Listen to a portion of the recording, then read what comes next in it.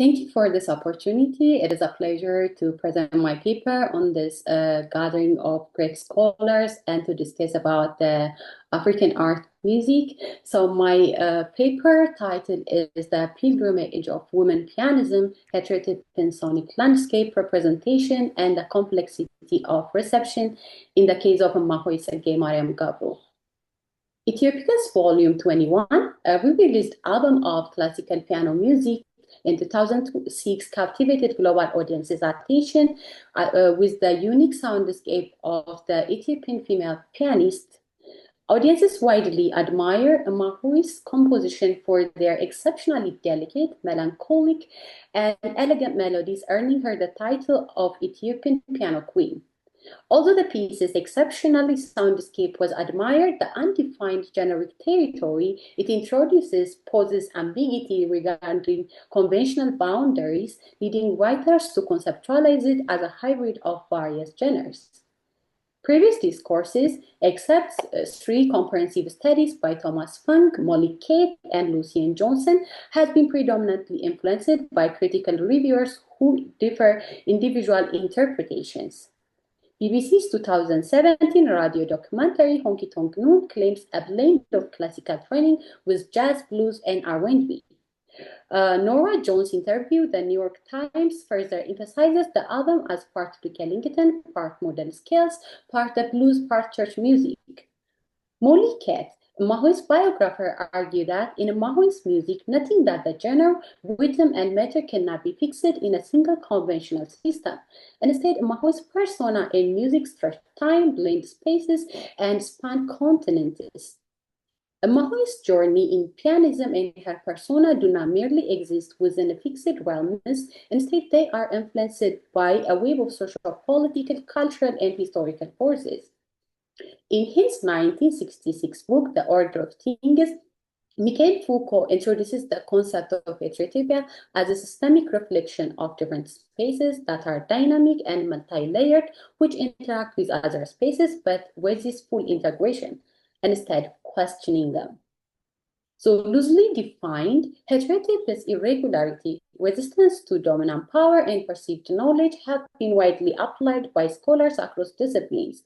For instance, ethnomusicological migratory studies, such as Paul and Shadinger's musical journey, frame heterotopia as a unique space where past and present, homeland and hostland meaningfully coexist.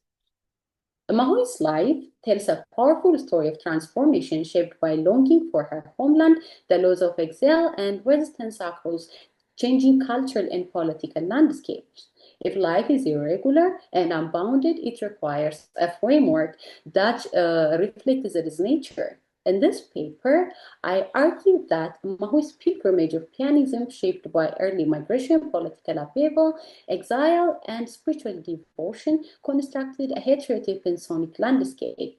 It embodies a distinct system of realm while simultaneously resisting full adherence to those very conventions. Through three sections, this paper examines Emahoy's composition and persona, addressing her privileged upbringing and education, migration and laws, and her later spirituality and global reception. Yemisrach Gebru, known as Emahoy Tsige-Mariam Gebru, was born in December 1923 into one of Ethiopia's privileged diplomat families.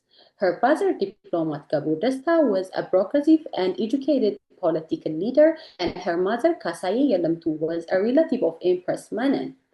Gebru valued education as a tool for modernization, and unlike the patriarchal norms, he provided equal opportunity for his daughters.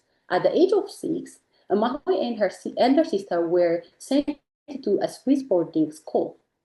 Emahoy's early migration brought both physical and emotional displacement, evoking solitude and irregularity as she faced social isolation while exposing her to new cultures.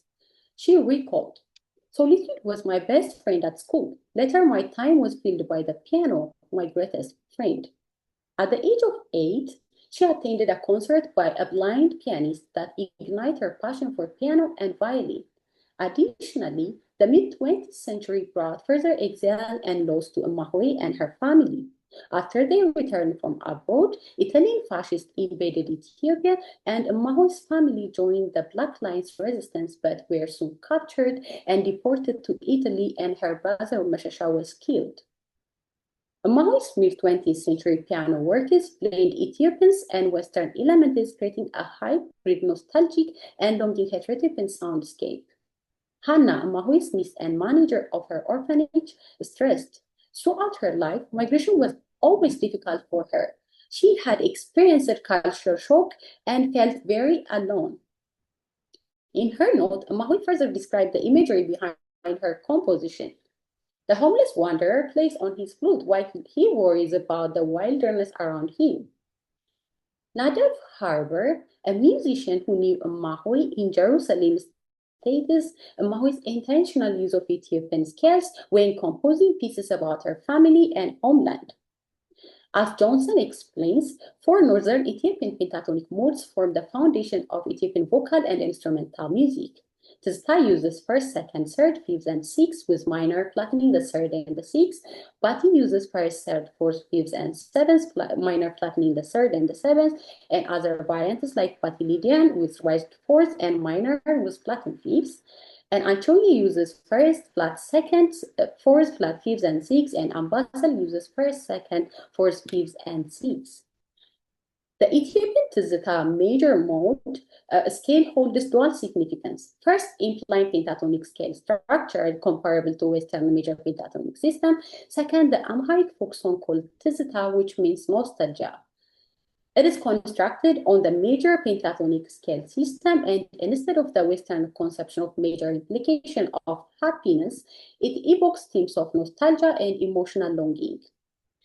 Among 13 pieces of Emahoy's Ethiopiques album, Homeless Wanderer and Homesickness evoke deep displacement and longing. Homeless Wanderer opened in F major pentatonic mode with a raised second and a bouncy ornamental right-hand melody spanning from the lower to the higher register. While distinct from folk tune, it is repetitive motif, elastic rhythm, and delay left-hand entrance reflects the meditative quality of Ethiopian Tsege performance. Rubato pacing, pentatonic line, and call and response texture shaped by left-hand silence and sustained right-hand pedal further mirror the interplay between vocal phrasing, breathing space, and Tsege mode instrumental accompaniment. However, Western classical influences emerge at measure 7 with the left-hand accompaniment introducing homophonic texture.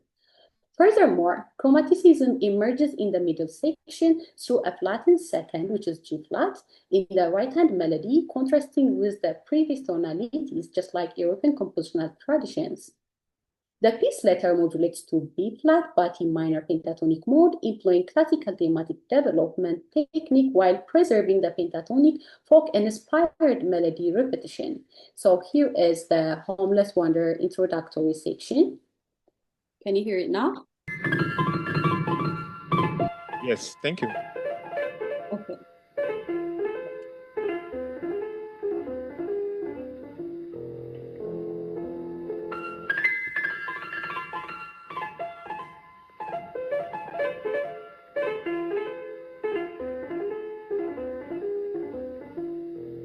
Okay, and here is the middle section. It's a bit like before.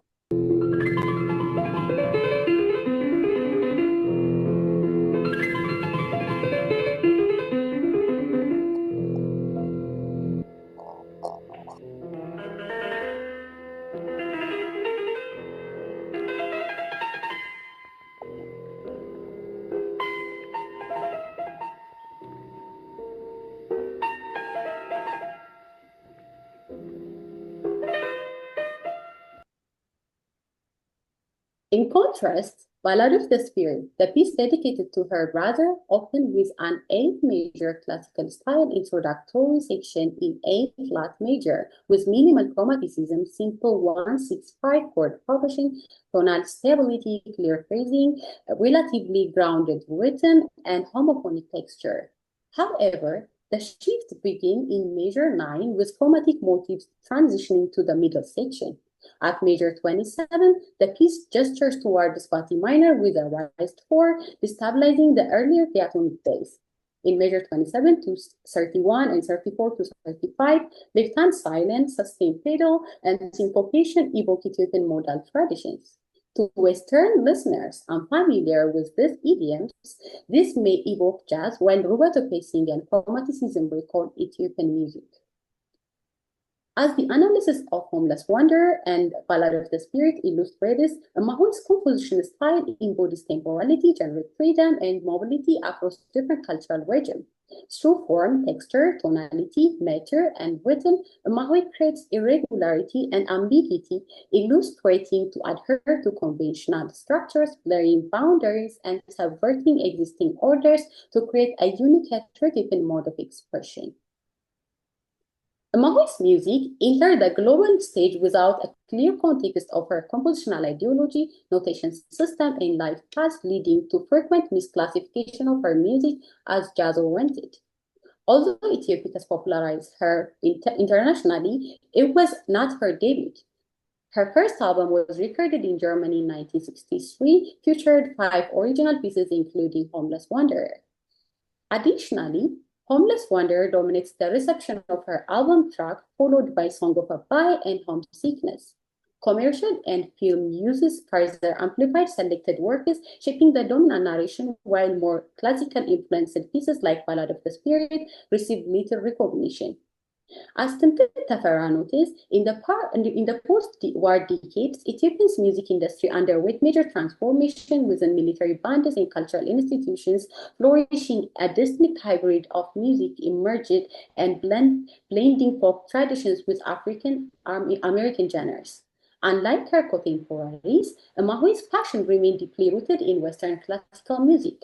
After working as the foreign minister, she traveled to Cairo to pursue training abroad, studying intensively for nearly 2 years under Polish violinist Alexander Kontrowski. She practiced up to 9 hours daily, immersing herself into Western classical repertoires.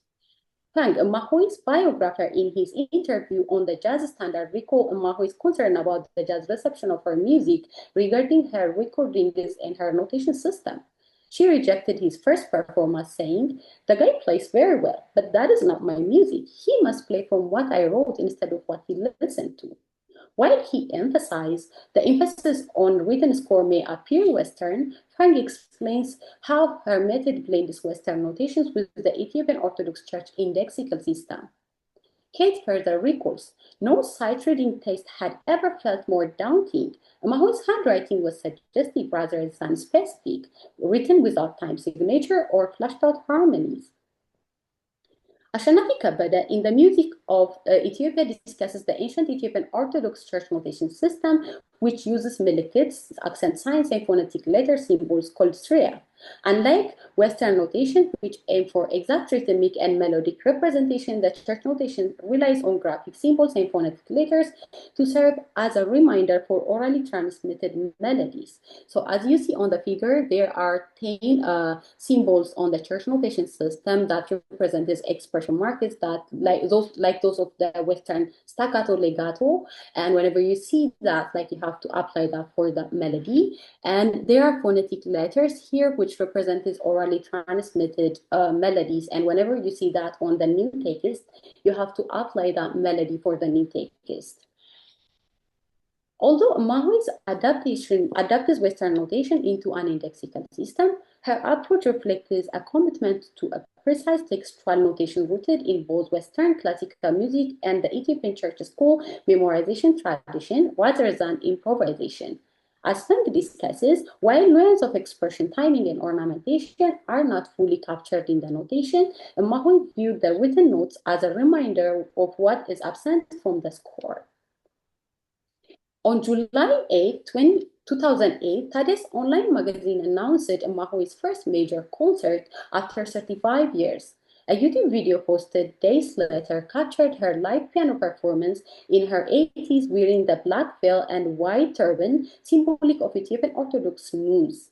Her performance sparked debates in the Ethiopian community. Some praised her as a national treasure, while others criticized the paradox of a nun playing secular piano, revealing tension between tradition, gender, and sacred versus artistic identity.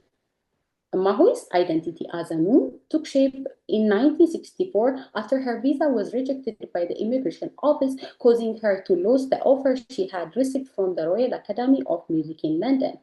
After the denial, the church became a space of emotional healing, and ultimately she became a nun fully devoted to spirituality.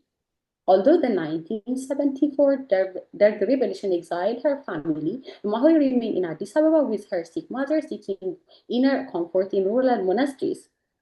Following her mother's death in 1983, Emahoy permanently settled in Jerusalem and did not return in Ethiopia till her death in 2022 at the age of 99.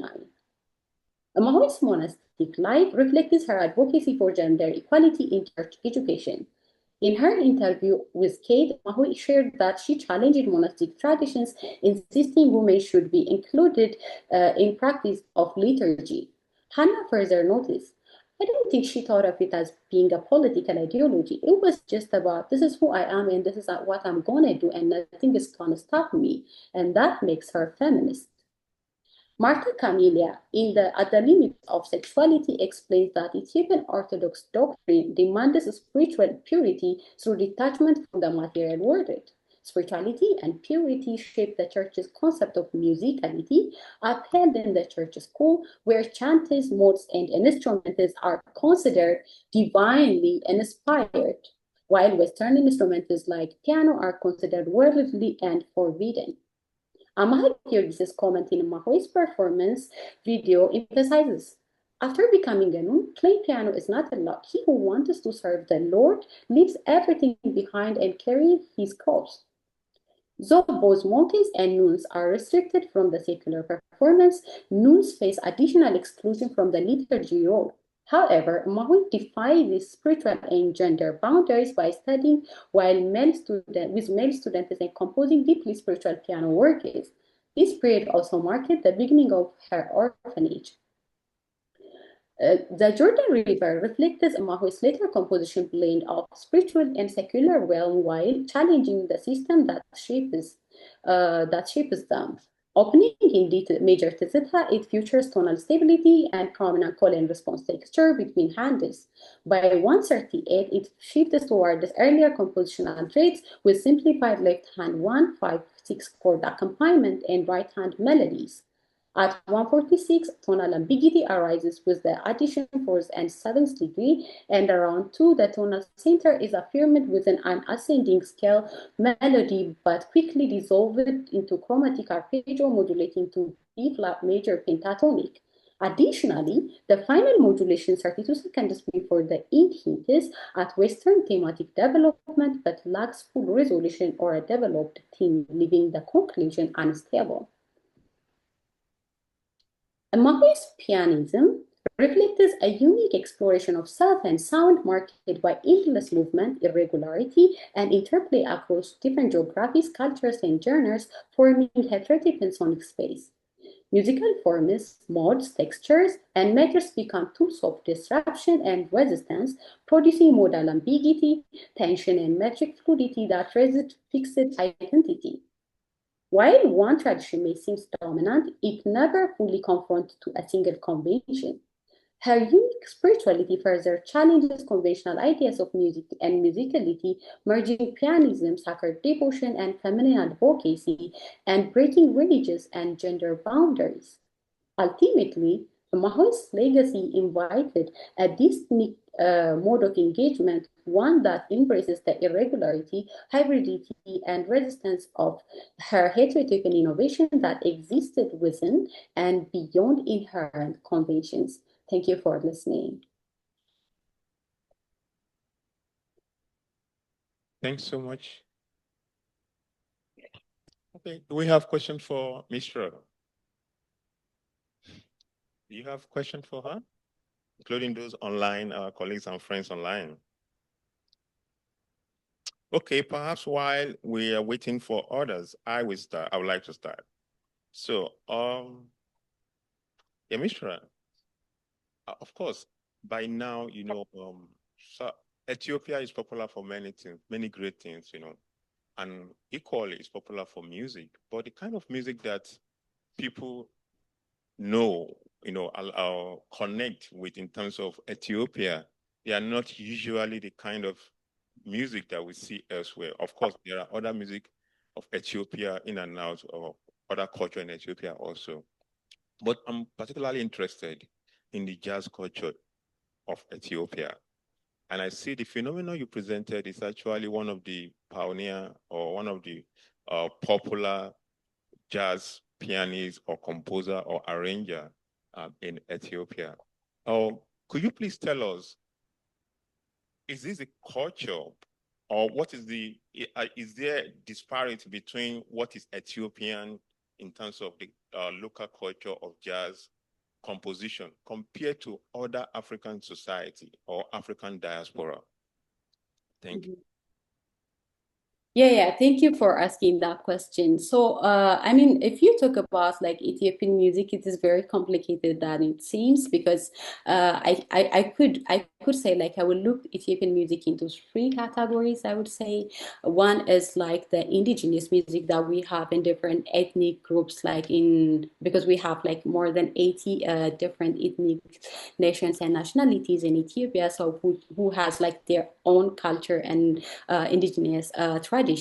So that is one thing, and the second one is like there is this like hegemony conception of like Ethiopian music as just like as I explained like on the presentation, like there are dominant like traditions that are considered as Ethiopian. So those are like mostly like there are argument is about it, but like they are derived from the like the northern part of Ethiopia, and like that are the musics that are exercised mostly like in the urban area, which is like the capital city Addis Ababa.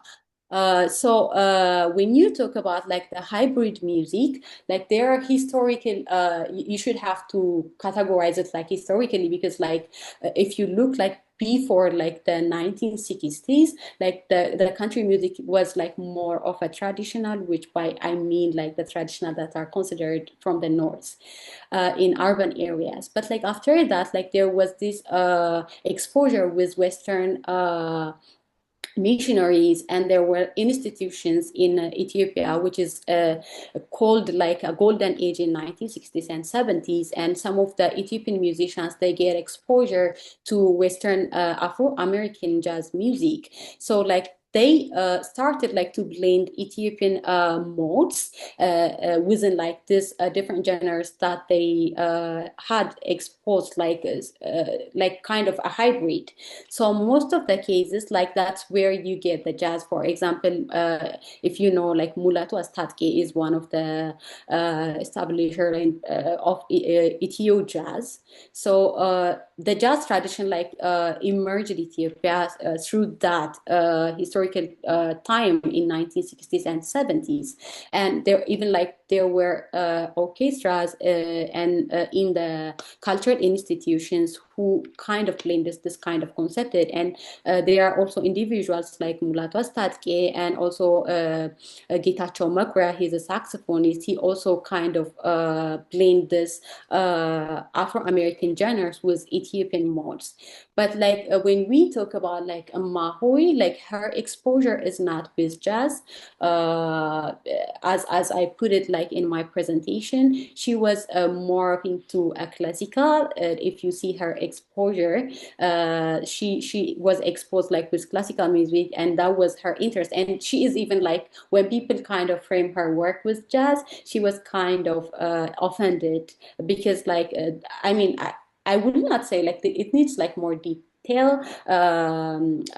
research more, because like she was in the royal family, and at that time the institutions already existed in Ethiopia. So it is impossible to say that like she never heard jazz music. But when it comes to like her interest in composition, she rejected that, and she was kind of more influenced by classical music repertoires and Ethiopian traditional, secular, and modern and sacred music. So I will put it that way if I answer your question well. Yes, it does. Thank you so much. One other thing, while we are waiting for others to engage you, let me Okay. quickly check while we are waiting for others. Please, friends, in case you have any question, please, the floor is open. But while we're waiting for you, let me ask one more question, Yemisrach. So what is the in terms of acceptance or reception of classical music? I'm talking about what European classical music in Ethiopia, because let me talk this a bit. In a place like Nigeria, South Africa, Ghana, the history, we all know the history, of course, so there's no point of me repeating that here.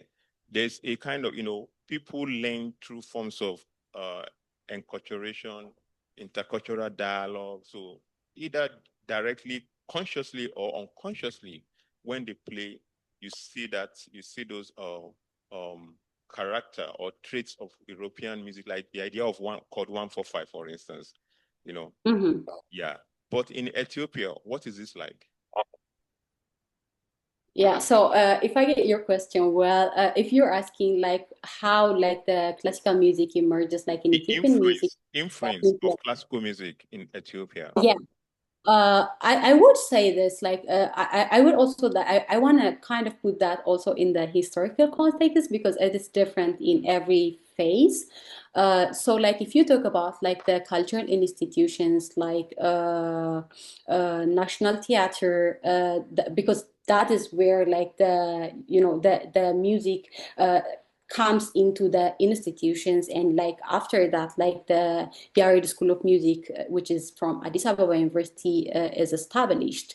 So the classical music influence kind of started there because like there were foreign trainers for the traditional for the people in the theater houses to train like the orchestra and this kind of thing. So like there was a classical music influence in those institutions at that time, and then like when it comes to institutional education, like it started at Yared School of Music. So in Yared School of Music, like when it is established, like primarily it was the lesson was given by like Russian and Bulgarian teachers, and they give like the classical repertoires, and like throughout the years, like till like back before decades that we start like jazz lessons in Yared. So primarily it was like classical music based